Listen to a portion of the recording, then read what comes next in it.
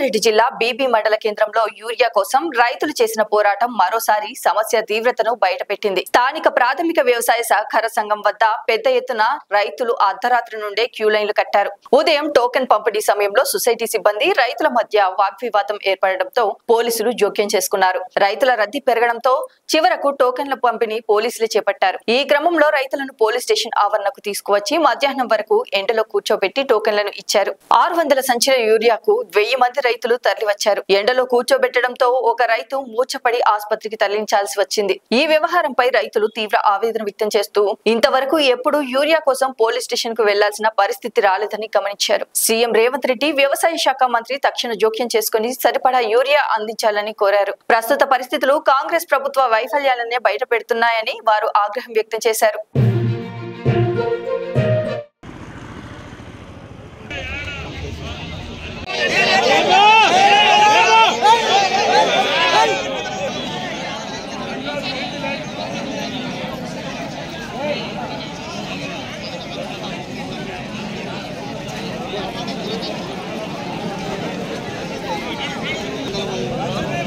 Congress party మార్పొచ్చింది.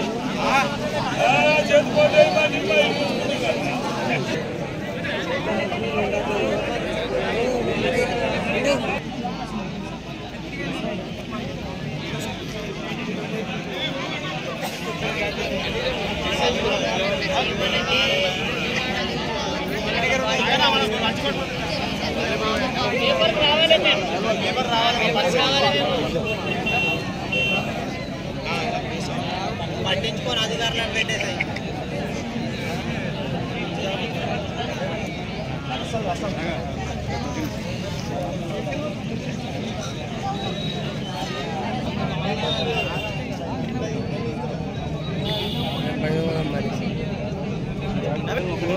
అన్నా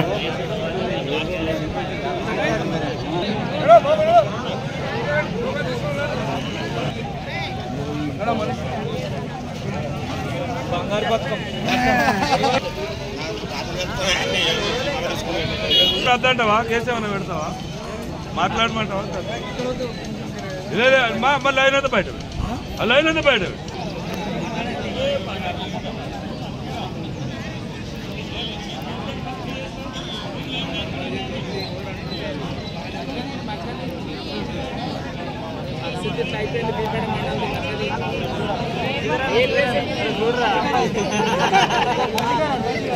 నా లైన్లో నేను ఉన్నా మా లైన్లో కూడా ఉండదేవా అద్దంటలేదు.